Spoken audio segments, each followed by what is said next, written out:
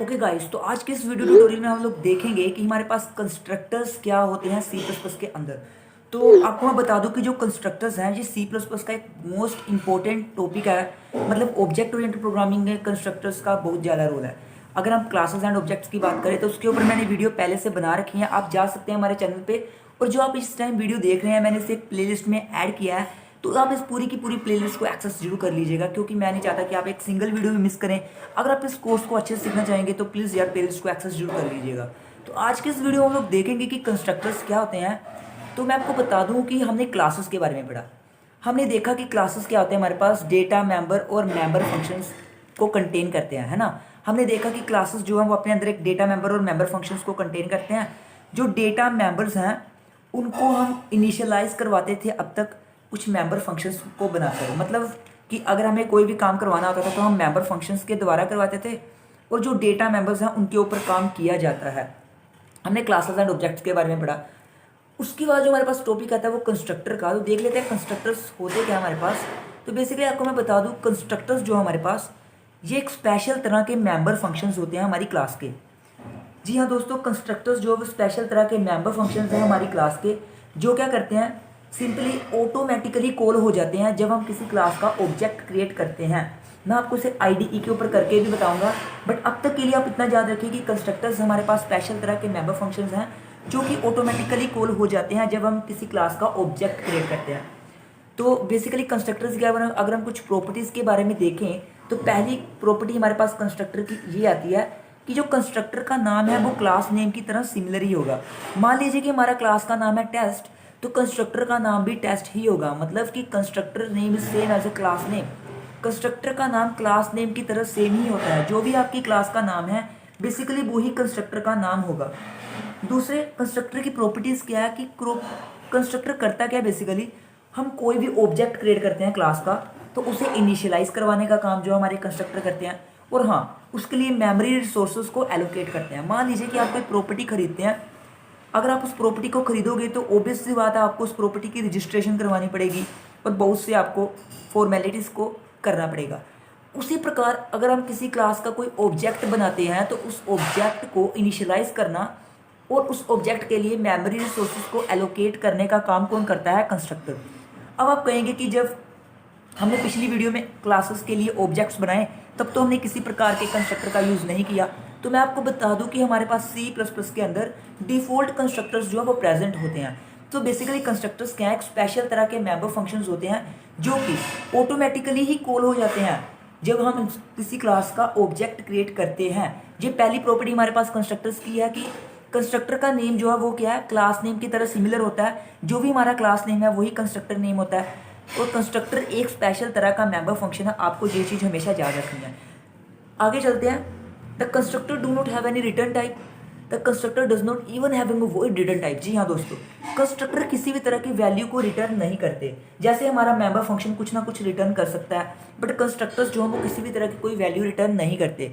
Simply constructors का काम होता है कि वो मेमोरी रिसोर्सेज को एलोकेट करवाते हैं किसी क्लास के ऑब्जेक्ट के लिए, ऑब्जेक्ट को इनिशियलाइज करवाते हैं, बट कंस्ट्रक्टर किसी भी तरह का कोई वैल्यू रिटर्न नहीं करते। इवन कि जब आप कंस्ट्रक्टर को डिफाइन करेंगे या डिक्लेयर करेंगे तो उसके रिटर्न टाइप में आपको वॉइड भी नहीं लिखना है। जी हाँ दोस्तों, कंस्ट्रक्टर किसी भी तरह की वैल्यू रिटर्न नहीं करते। इवन कि हम उसका रिटर्न टाइप वॉइड, जो कि एम्प्टी रिटर्न टाइप होता है, एम्प्टी डेटा टाइप है, वो भी नहीं लिखेंगे। तो सिंपली जब भी हम कंस्ट्रक्टर बनाएंगे, सिंपली कंस्ट्रक्टर का नेम जो कि क्लास नेम के सिमिलर होगा, उसके बाद आर्ग्यूमेंट लिस्ट लिख देंगे। उसकी अगली प्रॉपर्टी जो हमारे पास है, when the object of the class is created the constructor is automatically called or invoked or executed। ये आपको मैंने पहले ही बताया कि कंस्ट्रक्टर्स जो वो स्पेशल तरह के मेंबर फंक्शंस हैं। जब हम किसी क्लास का ऑब्जेक्ट क्रिएट करते हैं तो कंस्ट्रक्टर ऑटोमेटिकली ही क्या हो जाते हैं, कॉल हो जाते हैं। जैसे मान लीजिए कि मैं किसी क्लास का ऑब्जेक्ट क्रिएट करूंगा तो कंस्ट्रक्टर्स ऑटोमेटिकली उसी टाइम पे ही क्रिएट हो जाएंगे। ये हमारे पास प्रॉपर्टी होती है कंस्ट्रक्टर की ऑटोमेटिक कॉलिंग की, कि कंस्ट्रक्टर्स ऑटोमेटिकली कॉल हो जाते हैं जब हम किसी क्लास का ऑब्जेक्ट बनाते हैं। तो उस क्लास का जो कंस्ट्रक्टर है वो ऑटोमेटिकली ही कॉल हो जाएगा। उसकी अगली प्रॉपर्टी हमारे पास दोस्तों ये आती है कि constructor can receive the parameters like ordinary member functions और function but do not return any value. जी हाँ दोस्तों, हमने बताया कि कंस्ट्रक्टर किसी भी तरह की कोई वैल्यू रिटर्न नहीं करते, बट कंस्ट्रक्टर्स जो है पैरामीटर्स को रिसीव कर सकते हैं। कंस्ट्रक्टर किसी भी तरह का जो पैरामीटर्स है उसे रिसीव कर सकते हैं। इसका मतलब क्या है कि जैसे हमारा ऑर्डिनरी मेंबर फंक्शन पैरामीटर्स को रिसीव करता है, उसी प्रकार कंस्ट्रक्टर भी पैरामीटर को रिसीव कर सकते हैं, बट ऑर्डिनरी मेंबर फंक्शन की तरह जो किसी की वैल्यू को रिटर्न नहीं करेंगे। तो यही अगली प्रॉपर्टी थी हमारी कि कंस्ट्रक्टर भी पैरामीटर्स रिसीव कर सकते हैं। फॉर्मल आर्ग्यूमेंट्स, एक्चुअल आर्ग्यूमेंट्स इनमें भी होते हैं। आगे चलते हैं। Constructor can be accessed bye there address, sorry constructor can not be accessed bye there address. याद रखिएगा कि कंस्ट्रक्टर को कभी भी हम उनके एड्रेस से एक्सेस नहीं कर पा सकते, सिंपल सी बात है। आगे चलते हैं दोस्तों। अगली प्रॉपर्टी हमारे पास कंस्ट्रक्टर की ये है कि जो कंस्ट्रक्टर्स होते हैं वो इनहेरिटेंस की प्रॉपर्टी को शो नहीं करते और ना ही वर्चुअलिटी की प्रॉपर्टी को शो करते हैं। अब इनहेरिटेंस और वर्चुअलिटी क्या है ये हम आने वाली वीडियोस में देखेंगे, क्योंकि मैं इस कोर्स के अंदर आपको सभी वीडियोस को ऑब्टेन करवाने वाला हूं। तो अब आगे आने वाली वीडियोस में हम लोग देख लेंगे कि इनहेरिटेंस क्या होता है। अब के लिए आप इतनी चीज़ें एब्जॉर्व कर लीजिए कि कंस्ट्रक्टर्स जो हैं वो आने वाली जो प्रॉपर्टी हम पढ़ेंगे इनहेरिटेंस और वर्चुअलिटी, जो कि वर्चुअल फंक्शंस होते हैं, उस प्रॉपर्टी को शो नहीं करते। इतनी सी बात आप याद रख लीजिए।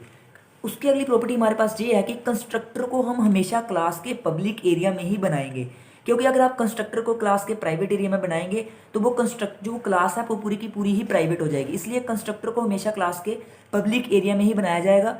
और दूसरी चीज़ वही कही इन्होंने, अगर आप कंस्ट्रक्टर को क्लास के प्राइवेट एरिया में बना देंगे तो पूरी की पूरी क्लास ही प्राइवेट हो जाएगी। तो बेसिकली ये हमारे पास कुछ प्रॉपर्टीज है कंस्ट्रक्टर्स की। अगली प्रॉपर्टीज हमारे पास कंस्ट्रक्टर की ये है कि जैसे हम ऑर्डिनरी मेंबर फंक्शन को क्लास के बाहर भी डिफाइन कर सकते हैं। कैसे कर सकते हैं? स्कोप रेजोल्यूशन ऑपरेटर का यूज कर मैंने इसके ऊपर भी पूरी वीडियो बनाई है कि कैसे हम स्कोप रेजोल्यूशन ऑपरेटर का यूज करते हैं।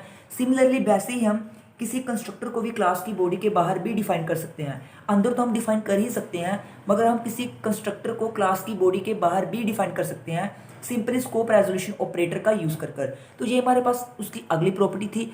उसके बाद की जो लास्ट प्रॉपर्टी है जो कि मैं मोस्ट इंपॉर्टेंट मानता हूँ, तो उसमें क्या क्या उसने the most probably we can use say that the constructor are mostly used for initialisation. जी हाँ दोस्तों, कंस्ट्रक्टर का मोस्टली यूज हम इसलिए करते हैं कि जब हम किसी क्लास के ऑब्जेक्ट्स बनाएं तो उन्हें हम इनिशियलाइज कर दें, या फिर जब भी हम किसी क्लास के ऑब्जेक्ट्स बनाते हैं तो उन ऑब्जेक्ट्स के लिए जो डेटा मेंबर्स की वैल्यूज़ हैं वो इनिशियलाइज हो जाएं। इसके लिए हम कंस्ट्रक्टर को क्या करते हैं, बनाते हैं मेनली। तो मैं बेसिकली जो कंस्ट्रक्टर है इसे दो वीडियोस में डिवाइड करूंगा। इस वीडियो में मैं आपको बताऊंगा कि नॉन पैरामीटराइज कंस्ट्रक्टर्स क्या होते हैं, और अगली वीडियो में मैं आपको बताऊंगा कि पैरामीटराइज कंस्ट्रक्टर्स क्या होते हैं। तो बेसिकली यही हमारे पास कुछ कंस्ट्रक्टर्स के बारे में था। बाकी मैंने आपको बता दिया कि कैसे कैसे हमने कंस्ट्रक्टर्स को बनाना है। देखिए उसमें उससे आगे क्या कहा है कि हमने पिछले सेक्शन में देखा कि जब हमें जब किसी मेंबर फंक्शन को हमें एक्सेस करना था तो हम डॉट ऑपरेटर का यूज़ करते थे, बट कंस्ट्रक्टर्स जो हैं वो ऑटोमेटिकली ही कॉल हो जाएंगे जब आप किसी क्लास का ऑब्जेक्ट क्रिएट करेंगे।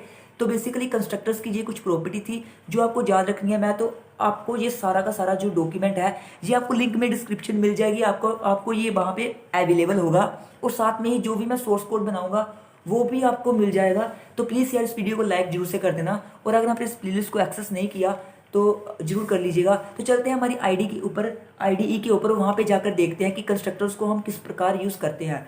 तो चलते हैं हमारी आईडीई के ऊपर। ओके गाइस, तो अब तक हमने कुछ प्रॉपर्टीज़ देखी हैं कंस्ट्रक्टर्स की, और अगर हम देखेंगे कि कैसे नॉन पैरामीटराइज कंस्ट्रक्टर्स जो हैं उनका हम यूज़ करते हैं अपने प्रोग्राम के अंदर। बेसिकली कंस्ट्रक्टर्स हमारे पास दो तरह के होते हैं। कंस्ट्रक्टर्स जो वो दो तरह के होते हैं, कौन कौन से? सबसे पहले हमारे पास होते हैं parameterise constructors, sorry non parameterise constructors,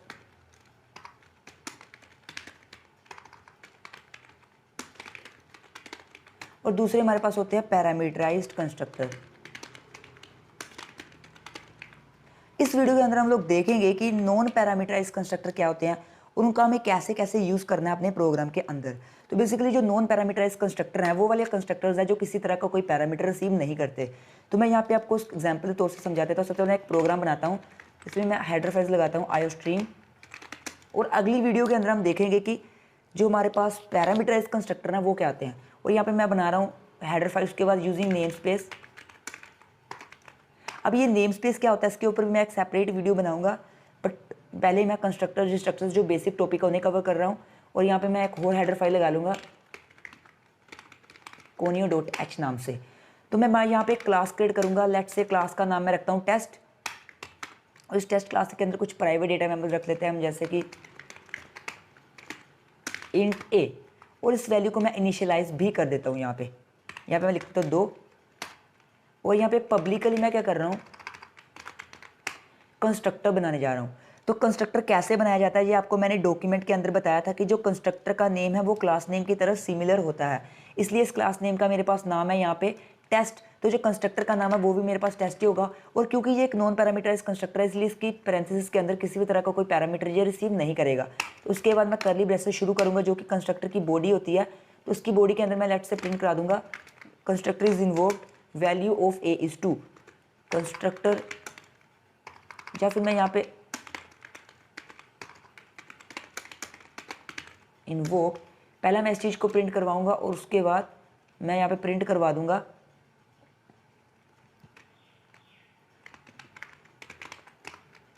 value of A is 2।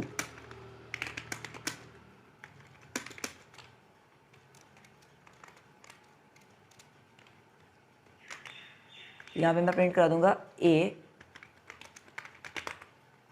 और यहाँ पे मैं कंस्ट्रक्टर की बॉडी को बंद कर दूंगा। तो इस तरीके से आप देख सकते हैं हमें कंस्ट्रक्टर को बनाना होता है। सबसे पहले हमें क्लास नेम लिखना होता है क्योंकि कंस्ट्रक्टर का नेम जो है वो क्लास नेम की तरह सिमिलर होता है।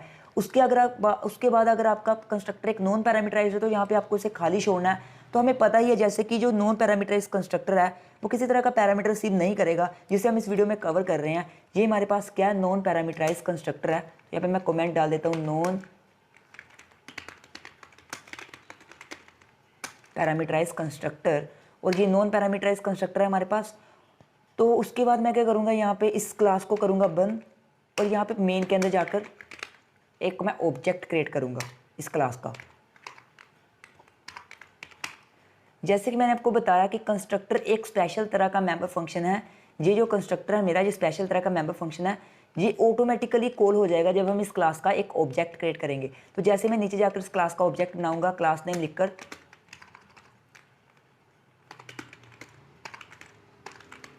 तो मैंने आपको बताया था कि क्लास का ऑब्जेक्ट कैसे बनाया जाता है। अगर आपने हमारी पिछली वीडियो देखी है तो यहाँ पे जैसे मैंने क्लास का ऑब्जेक्ट बनाया तो जो कंस्ट्रक्टर है वो ऑटोमेटिकली कॉल हो जाएगा। तो यहाँ पे मैं गेट सी एच, ताकि मेरी कंसोल जो है वो पोजीशन उसकी सही रहे, तो रिटर्न 0। और यहाँ पे आप देख सकते हैं आउटपुट स्क्रीन को होल्ड करने के लिए मैंने गेट सी एच लगाया।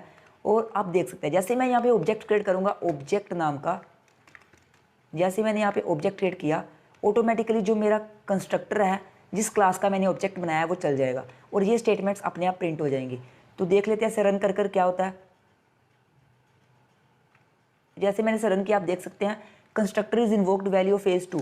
तो बिल्कुल सही तरीके से हमारा प्रोग्राम चल गया। तो इससे बेसिकली हम क्या कहते हैं, कंस्ट्रक्टर कहते हैं। कंस्ट्रक्टर्स मतलब कंस्ट्रक्टर क्या होते हैं, स्पेशल तरह के मेंबर फंक्शंस जो कि ऑटोमेटिकली इन्वोक हो जाते हैं जब हम किसी क्लास का ऑब्जेक्ट क्रिएट करते हैं। तो ये हमारे पास थे नॉन पैरामीटराइज कंस्ट्रक्टर।